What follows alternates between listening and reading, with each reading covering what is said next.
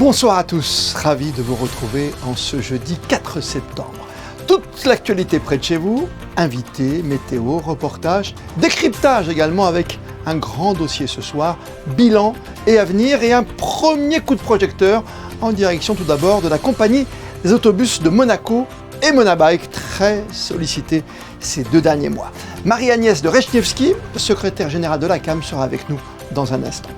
Un second éclairage ensuite sur la jeune chambre économique de Monaco en compagnie de sa présidente Anna Derrien pour revenir sur ses premiers mois d'exercice et les prochains rendez-vous de la JCE. À quelques jours de la rentrée scolaire, les enseignants reprennent petit à petit le chemin de l'école avec un peu d'avance sur leurs élèves. Nous avons suivi aujourd'hui une jeune enseignante de CE2 de l'école Saint-Charles qui effectue sa première rentrée. Enfin, à la fin de ce journal, vous découvrirez les dernières créations de l'incroyable artiste aux cheveux longs et inspirants, Laetitia Key, actuellement en résidence sur le quai Antoine Ier. Et tout d'abord, ce message du prince souverain adressé ce matin au président de la République portugaise, je cite, « La princesse Charlène et moi-même avons appris avec une vive émotion le dramatique accident du funiculaire de la Gloria à Lisbonne. Ma famille et la population monégasque se joignent à moi pour vous exprimer notre grande peine suite à cette tragédie.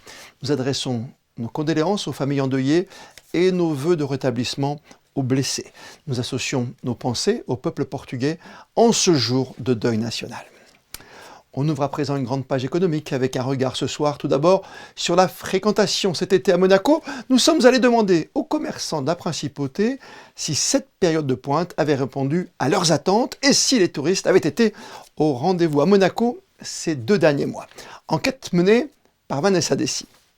La saison estivale aura confirmé l'attractivité de la principauté auprès d'une clientèle internationale. Les boutiques affichent un bilan solide avec une fréquentation soutenue et un panier moyen en hausse. Les enseignes de prêt-à-porter tirent particulièrement leur épingle du jeu. Globalement, les commerçants parlent d'un été positif marqué par une dynamique forte, surtout pour le mois de juillet. Pour nous, elle a été positive. On a toujours notre clientèle fidèle qui est là et puis on a eu quand même l'apport des touristes qui a fait qu'on a quand même fait une bonne saison. Il me semble qu'il y avait plus de monde, surtout au mois de juillet. Donc le mois d'août a été comme d'habitude entre les deux, mais le mois de juillet, on a fait un très bon mois de juillet. On a à peu près à 5% supplémentaire par rapport à l'an dernier, ce qui est déjà pas mal dans ce contexte.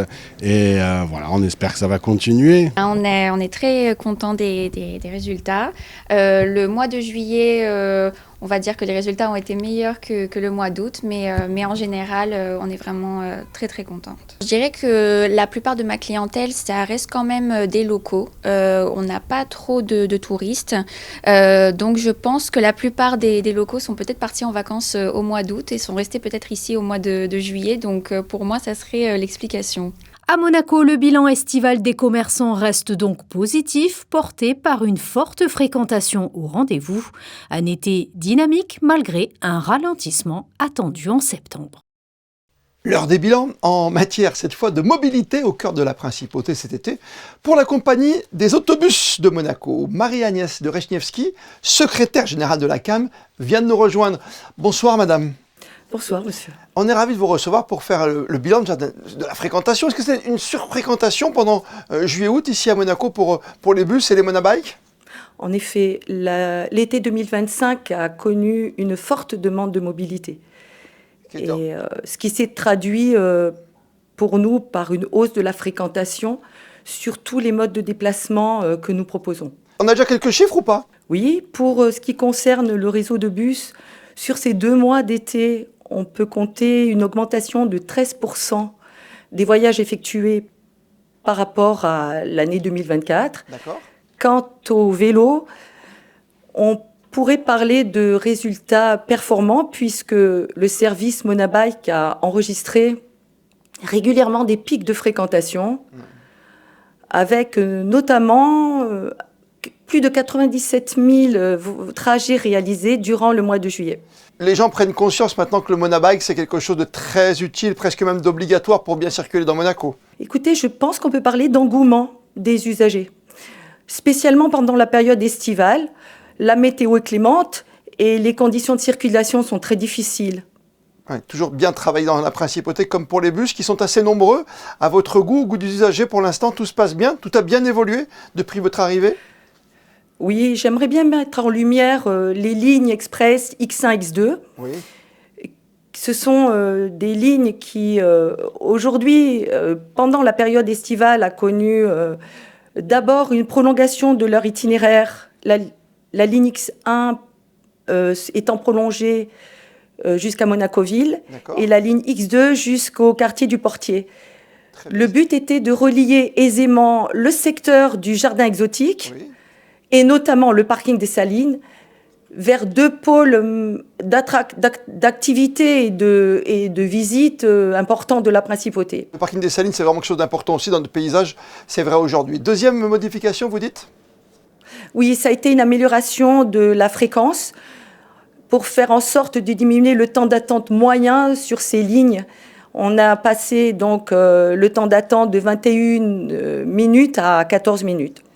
Qu'est-ce qu'on peut faire de mieux dans l'avenir, même très proche? Est-ce qu'on garde la même ligne? Est-ce qu'avec le retour des élèves, est-ce qu'on change un tout petit peu, quelques directions?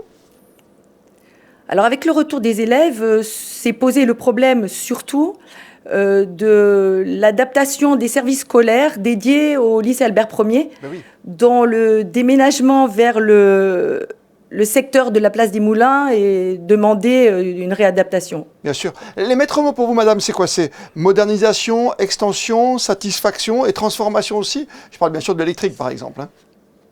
Alors, le maître mot serait d'abord la transition énergétique. Oui.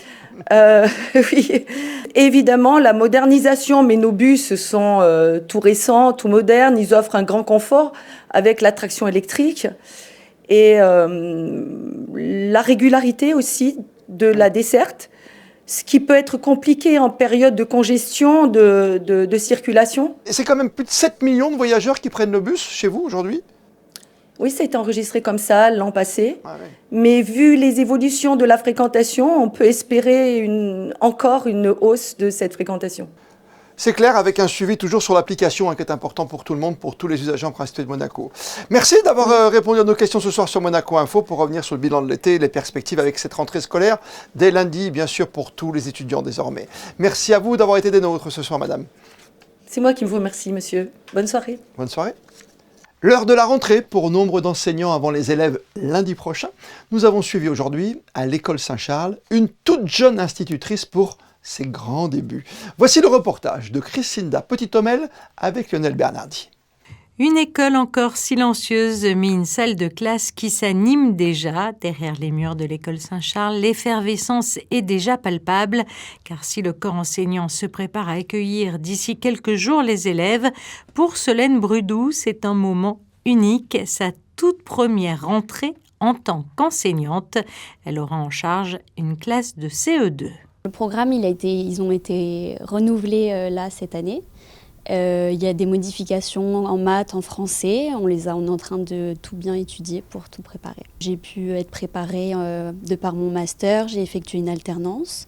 J'ai déjà eu à charge une classe, donc 2 jours par semaine. Donc c'est la suite logique. J'adore le contact avec les enfants, également le travail en équipe, parce que je ne suis pas toute seule à intervenir au sein de la classe. Un peu stressée tout de même, mais je suis très contente de faire ma rentrée dans cette école. Dernier préparatif avant le grand jour, d'ici quelques heures, ce sont 20 enfants qui franchiront la porte de la classe de Solène et chaque détail compte pour une rentrée sans accroc. Tout au long de l'été, on a pu se mettre en lien avec les autres enseignants parce qu'on est 4 classes par niveau. Et donc on a pu s'aligner sur les périodes, les progressions et commencer la préparation comme il faut. Ils auront un petit cadeau à leur arrivée, un petit crayon avec écrit « Bonne rentrée ». Et ensuite, donc, on a préparé toute la classe, les affichages, tout ce qu'il faut pour les accueillir dans de bonnes conditions. À Monaco, le compte à rebours est lancé. Lundi, nos chères petites têtes blondes franchiront les portes de l'école Saint-Charles. Et Solène Brudou sera là, prête à écrire le premier chapitre d'une année qui se veut prometteuse. Perspective maintenant de rentrée et bilan d'un premier semestre d'importance pour la toute nouvelle présidente de la Jeune Chambre économique de Monaco, Anna Derrien, qui est avec nous ce soir. Bonsoir à vous. Bonsoir Christophe. On va faire le bilan de ce premier semestre pour vous. Avant de passer à l'avenir, il y a encore beaucoup de choses. Vous êtes proactive en tout cas, j'ai remarqué, proactif avec l'association. Oui, effectivement, on a été très très proactifs cette année. On a vraiment élaboré énormément d'événements cette année, donc des événements qu'on avait évidemment les années passées. On a fait un très très beau premier semestre sur tous nos pôles, autant le pôle entrepreneuriat que développement personnel ou encore attractivité, avec des petits déjeuners conférences, donc 2 que vous avez pu assister évidemment avec le Conseil national et puis la PDP. Mais également des rendez-vous networking ou encore des ateliers qu'on a pu organiser avec certains de nos partenaires et le gouvernement princier. Et toujours, presque même, souvent, dans l'air du temps, à l'image de la protection des données ou de la modernisation des droits, par exemple, très spécifiques à Monaco. Exactement. Toujours sur des sujets d'actualité. Ça me tenait à cœur de le faire cette année et également pour mon conseil d'administration. Donc avec des sujets d'actualité qui intéressent tout le monde, tous les acteurs de la principauté. Donc c'était très important pour nous de donner cette visibilité et cette parole. Et d'ailleurs, nous avons fait un carton plein à chaque fois puisque nous avions une centaine de participants sur nos 2 petits déjeuners conférences. Il y a du networking également avec la connexion au cœur des débats pour la Jeune Chambre économique. Exactement, le networking. On a eu deux grands événements de networking. Donc le premier, ça a été organisé au Wine Palace avec la BNP Paribas, donc un de nos partenaires. Et effectivement, c'était sur le secteur bancaire et financier. Très gros succès également, une centaine de personnes. Et le deuxième, ça a été plus sur la partie assurance et innovation. Avec nos partenaires Juto Husson et Pineapple qui est au bout d'Abar cette fois-ci. Et pareil, le même nombre d'invités. Et grande soirée networking puisqu'on a pu connecter nos partenaires et les participants. Et nous avons eu d'excellents retours sur ces 2 soirées-là. Bien sûr, on réfléchit à ce fameux think tank qui existe maintenant depuis quelques années aussi. Il y a des pitch nights aussi, ça moi j'adore, c'est ces 3 minutes de présentation. Oui, effectivement. Donc, c'est les Pitch Nights. Nous avons créé cet événement l'an dernier sous l'impulsion du président donc Clément Maréchal, sous le nouveau plan triennal qui est dédié à l'entrepreneuriat que nous avons créé. Et donc, les Pitch Nights, c'est vraiment 3 minutes de présentation de votre entreprise ou de votre projet. Ça peut être aussi un projet en cours de création. Et 7 minutes de questions. Et cette année, nous avons eu donc 3 sessions avec un carton plein à chaque fois pour nos pitchers. Et nos pitchers ont été orientés pour notre prochain événement qui est Startup Meeting, donc en octobre prochain, qui se déroulera à la FNAC. Et ils pourront venir pitcher leur projet, cette fois-ci devant un public beaucoup plus large, à la FNAC. Il y a à peu près 200 personnes qui sont attendues à cette soirée-là. Avant de passer justement avec vous à l'avenir, Anna Derrien, on rappelle que dans votre philosophie, on le comprend, c'est de l'échange, de la synergie. On n'oublie pas les jeunes non plus. C'est important que graines d'entrepreneurs. Oui, exactement. Et vous savez à quel point, puisque cette année, donc, on fête les 10 ans de Graines d'entrepreneurs. Et puis, nous avons nous faisons 10 sessions cette année. Nous en avons déjà fait 5. Donc, les 5 dans les écoles primaires et au collège. Et nous avons hâte de poursuivre sur le lycée et l'université. Ça a été un grand moment d'échange avec les jeunes. Alors, à la fois pour les jeunes, puisqu'on leur insuffle l'idée de l'entrepreneuriat pendant une journée, ou de la création d'une association ou d'un événement, mais en tout cas à visée communautaire. Et ça, c'est très important aussi pour nous au sein de la Jeune Chambre économique de Monaco, mais également pour les mentors, puisque nous avons eu beaucoup de mentors présents, donc des entrepreneurs, des salariés, des retraités, qui sont venus au sein de cette journée-là pour les élèves. Et franchement, c'était des journées extraordinaires pour tout le monde. Avec encore et toujours le soutien évidemment du prince souverain. On n'oublie pas, l'attractivité est importante à Monaco, la résilience aussi quelque part. Qu'est-ce qui nous attend maintenant? Parce que le deuxième semestre, il faut qu'il soit aussi riche que le premier. Là, vous avez un grand défi quand même, Anna Derrien. Il y a quoi? Il y a 3 grands axes, c'est bien ça? Oui, ne vous en faites pas, ce sera très riche, je vous rassure. Toujours 3 grands axes, effectivement. Donc, ce sera quand même très axé sur l'entrepreneuriat, puisqu'on a quand même des événements sur l'entrepreneuriat qui sont forts au second semestre. Oui. Donc, d'abord, on a notre concours de création d'entreprise qui clôture à la fin du mois, le 30 septembre. D'accord. Donc, les candidatures sont en cours. On a déjà plus de 20 dossiers actuellement déposés. Puis, on en a d'autres qui sont encore ouverts en cours. Donc, vous n'hésitez pas surtout à candidater, puisque c'est un énorme pied à l'étrier quand vous vous lancez. Un regard vers demain et l'au-delà, bien sûr, j'ai bien compris, Anna, par rapport à tous ces entrepreneurs qui veulent réussir. Il y a également le côté inspirant, le côté Monaco Inspire. Oui, tout à fait. Donc, Monaco Inspire, pareil, c'est un événement qu'on a créé l'an dernier. Et là, donc, c'est la journée du samedi 29 novembre au Méridien Beach Plaza. Nous avons enfin booké nos 3 speakers. Donc la communication partira dans les prochaines semaines avec un programme détaillé. Nous sommes très fiers du travail qui a été fait par les équipes. On a vraiment hâte de pouvoir vous en parler. Mais en tout cas, ce sont 3 speakers qui vont vous inspirer sur la journée entière. Donc le but, c'est vraiment de faire connaître Monaco. Avec toujours en exergue, bien sûr, ces petits déjeuners, ça commencera, j'ai noté, je crois, le 30 septembre avec le ministre des Finances et de l'Économie. Exactement. Nous avons l'honneur de recevoir M. Capori, effectivement, pour le prochain petit déjeuner conférence. Et donc, nous avons vraiment hâte de pouvoir l'entendre pendant cette matinée dédiée, donc le 30 septembre, effectivement. Très bien, qui sera dédiée donc, à la politique budgétaire. Merci de vous être prêté au jeu. Des questions, bien sûr, avec ce bilan et les perspectives d'avenir ce soir sur Monaco Info. Merci à vous, Anna Derrien, d'avoir été notre invitée. Avec plaisir, merci à vous.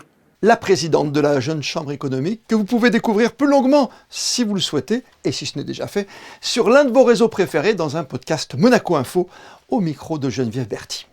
Le traditionnel pique-nique des Monégasques ou Cavagnetou se tiendra samedi en fin d'après-midi au parc Princesse Antoinette. Tout débutera par la tenue d'une messe avant de déguster vos spécialités préférées. Oui, barbajuan, soca et autres fougasses de circonstances, et de terminer cette soirée conviviale à souhait par un grand bal au centre des jardins. À noter ce week-end la tenue du 14e Salon du Livre au Grimaldi Forum, avec plus d'une centaine d'écrivains attendus et un joli pourcentage d'auteurs locaux. Et comme l'annoncent les organisateurs en ce cru 2025, ce sont 2025 fois plus de mots pour lire de livres, pour rêver et rencontrer de grandes signatures comme Hubert Védrine, Jean-Paul Enthoven ou encore Vladimir Fedorovski. Et dans l'univers de la culture, le talent ne tient souvent qu'à un fil à un cheveu. Portrait ce soir de l'artiste ivoirienne Laetitia Ki, devenue une icône sur les réseaux sociaux grâce à ses sculptures capillaires qui ont fait le tour du monde. Depuis novembre dernier, Laetitia Ki vit et crée à Monaco, en résidence ici aux Ateliers du Quai, un laboratoire artistique où elle a développé une nouvelle collection d'œuvres que vous allez pouvoir découvrir ce soir grâce à Devika Garanfar, accompagnée de Julien Logier. En chair, en os et en cheveux, voici Laetitia Ki. Originaire de Côte d'Ivoire, cette artiste a transformé ses complexes en force. Derrière ces sculptures capillaires spectaculaires se cache un véritable combat. J'ai grandi dans un environnement où toutes les femmes se défrisaient les cheveux. Tout le monde avait les cheveux lisses, même si ce n'était pas ça leur nature. Et je suis tombée sur la communauté afro-américaine de femmes noires qui se laissaient pousser les cheveux naturels et puis qui en prenaient soin, qui étaient très fières de ça, qui en faisaient même un choix identitaire pour revendiquer quelque chose. Et puis j'étais choquée parce que j'avais 16 ans et c'était la première fois de ma vie que je voyais des femmes qui étaient heureuses d'avoir des cheveux que moi je supportais pas ou que les femmes autour de moi ne supportaient pas. Et ça m'a donné envie en fait de faire mes propres expériences et puis de voir comment est-ce que moi-même avec mes cheveux je pouvais arriver à créer certaines choses. Et c'est comme ça en fait que tout a commencé. Depuis 9 mois, cette artiste tout-terrain réside aux Ateliers du Quai sur le port Hercule, une immersion en principauté à l'origine de nouvelles inspirations et d'une collection inédite pensée sous un nouveau format. Donc à la base, je suis connue et pour la sculpture sur cheveux et pour la peinture. Et puis je me suis dit, j'ai envie de faire quelque chose de nouveau, tout en restant quand même dans mon domaine, et ce serait bien en fait d'associer les deux. C'est de l'expérimentation parce que c'est quand même la première fois que je travaille de cette façon-là et que j'expérimente avec ce mélange-là. Mais maintenant, voilà, c'est quelque chose que je pense que je vais continuer même sur le long terme ou dans le futur parce que j'aime beaucoup la série que j'ai produite ici. Autant de langages qu'elle combine pour mettre en lumière des messages qui lui tiennent à cœur. Malgré une initiative au départ esthétique, son art s'impose vite comme un manifeste politique où chaque création devient une prise de parole. Aujourd'hui, mon travail a une grande dimension politique, il y a beaucoup de choses que ça revendique, mais au départ, ce n'était pas le cas du tout. C'était vraiment des expériences qui avaient le seul but, c'était esthétique. Je voulais savoir comment faire des formes, comment essayer des trucs. Parler de la condition des femmes, surtout en Côte d'Ivoire, c'est venu très, très, très naturellement. C'est pas quelque chose que j'ai calculé. Ça a toujours été des questions qui me touchent beaucoup parce que je suis une femme, j'ai grandi en Côte d'Ivoire. Il y a toujours eu des petites choses que j'ai trouvées injustes en fait. Après presque 1 an passé à Monaco, l'artiste se dirige à présent vers de nouveaux horizons. Elle-même ne sait pas encore ce qui l'attend, mais une chose est sûre, pour Laetitia Ki, le futur se construira comme ses œuvres, entre beauté et conviction. Et en matière de protection de l'environnement, l'hôtel Méridien Beach Plaza a installé des petites maisonnettes en bois sur son toit, de véritables dorlotoirs à abeilles au service de la nature. Les explications de Gaëtan Lebrun sur des images de Marie-Ève B.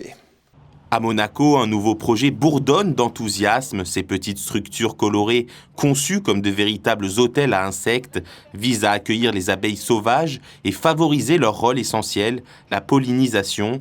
Un geste à l'initiative du Méridien pour la biodiversité et pour l'avenir. Alors les dorlotoirs, c'est comme des petites maisons qui accueillent des abeilles solitaires. Donc ce sont des abeilles qui ne vivent pas en ruche et qui ne font pas de miel. En fait, leur fonction, c'est de butiner et de polliniser. Et donc en fait, elles vont pondre, le dorlotoir a des petites alvéoles, comme des tubes à essai.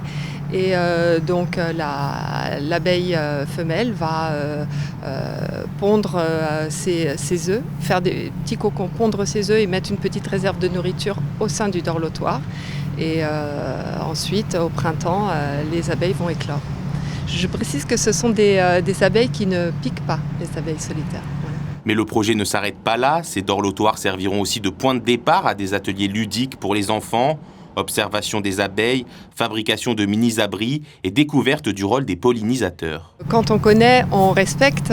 Donc ces dorlotoirs sur le toit peuvent effectivement servir pour des visites pour les enfants du Kids Club par exemple, mais aussi pour nos salariés ou pour des clients, pour les sensibiliser à cette cause importante sur la biodiversité, parce qu'il y a une extinction en masse actuellement des insectes. Donc tout ce qui peut être fait à un niveau individuel ou au niveau de l'entreprise, tout ce qu'on peut faire, c'est très important de le faire. Une démarche écologique et pédagogique au cœur même de la principauté. Et avant de découvrir votre météo pour les heures à venir en compagnie de Christinda Petit-Homel, notez qu'après ce journal, vous retrouverez un nouvel épisode, le 6e de notre série consacrée au corps des sapeurs-pompiers de Monaco, une immersion signée Alban Gingembre. Et comme le veut la tradition, on termine ce journal par les instantanés du jour, avec le grand rush de la rentrée qui se prépare pour les petits comme pour les grands. Les photos sont signées Stéphane Dana. Demain, 19h, c'est Patricia Navarro que vous retrouverez pour un tout nouveau journal. D'ici là, passez toutes et tous une très belle soirée. Et plus que jamais, vous le savez, vous êtes bien sur Monaco Info.